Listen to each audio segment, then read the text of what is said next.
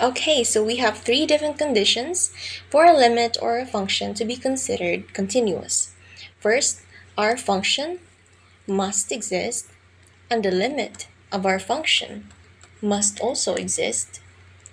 And lastly, our function and our limit must be equal in value. If any of these conditions are not met, then that means that limit or function is discontinuous. Okay, so for example, f of x is equals to x squared minus 9 over x minus 3 with 3 as our x. Now, since we have a function, all we have to do is directly substitute 3 to our x. That would be 3 squared minus 9 over 3 minus 3. 3 times 3, that's 9. 9 minus 9 is equals to 0. 3 minus 3 is equals to 0. Now, notice that our value is 0. This means that f of x does not exist. It's a discontinuity. This is what we call removable discontinuity. This basically means that our function does not exist or has a value of 0 over 0. Here's another example.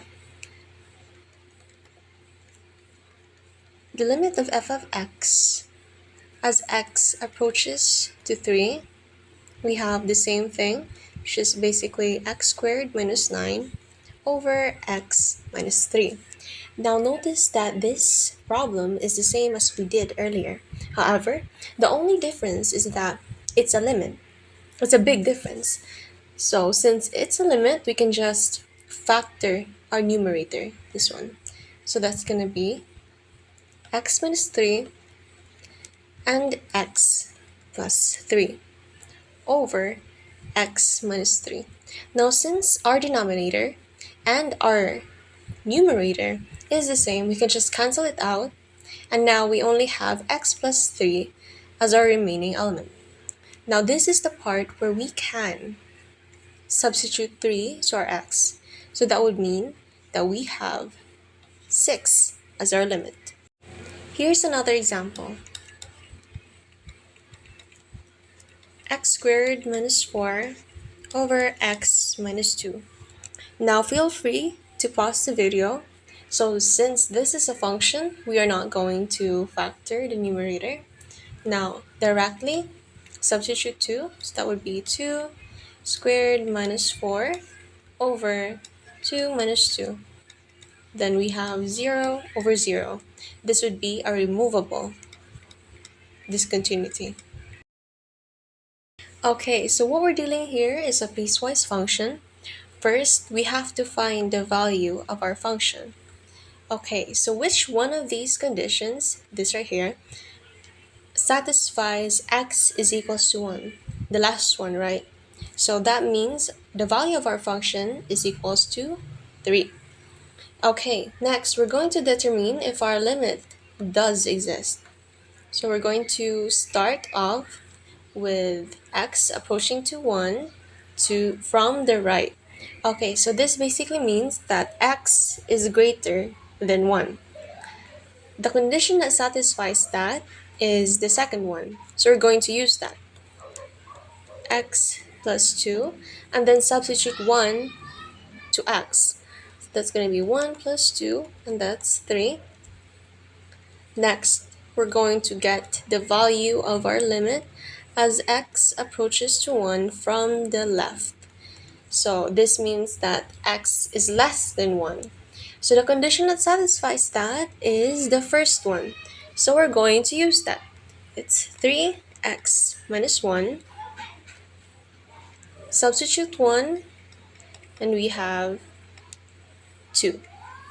Now, how do we determine if the limit does exist? It's simple. The value of this limit and the value of this one here should be equal. Since this one is 3 and this one is 2, this means that our limit does not exist. This is a discontinuity. Since the limit of our function does not exist, this is what we call a jump discontinuity. This is another example Feel free to pause the video if you would like to try it for yourself.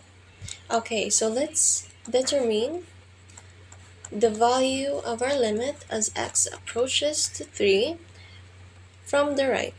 So since it's from the right, it's going to be larger than 3. So let's try 3.1 squared. So that would mean 1 over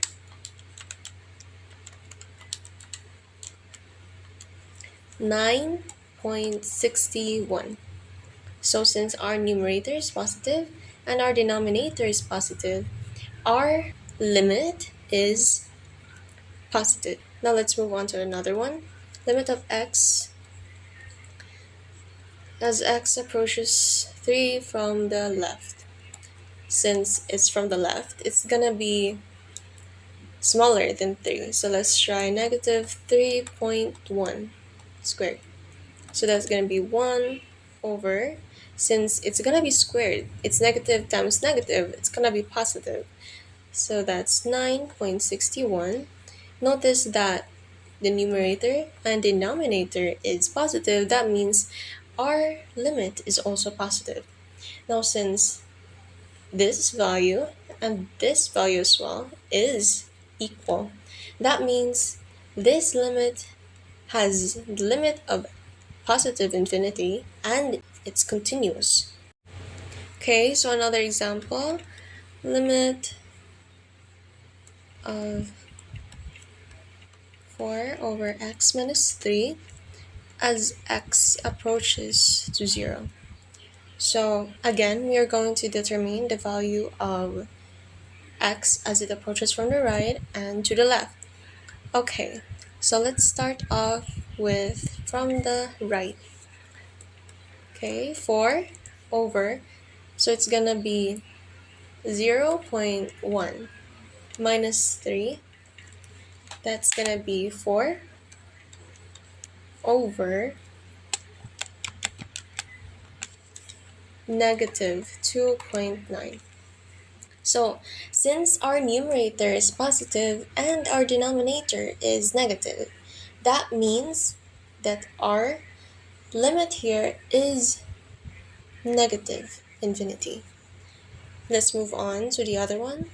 Limit of f of x for x minus 3 as x approaches 0 from the left. Now this time, our x would be smaller than 0. So let's try negative 0.1 minus 3. This equals 4 over 0.1 minus 3, and that's negative 3.1. So it's positive, denominator is negative. That means our limit is negative infinity. Now since this is equal, this means that it's continuous. Okay, so here's another example. This is what we call trigonometric function. Okay, so to solve this one, we are going to use cos x over 1. So why? Since actually this 2 is equal. Cos of x over 1 can be redefined as sin minus x over x, vice versa. Okay, so this is the time where we substitute 0 to our x. So that's going to be cos 0 over 1. And if you put that in the calculator, that's going to be 1. Now, since our limit does exist, it's continuous.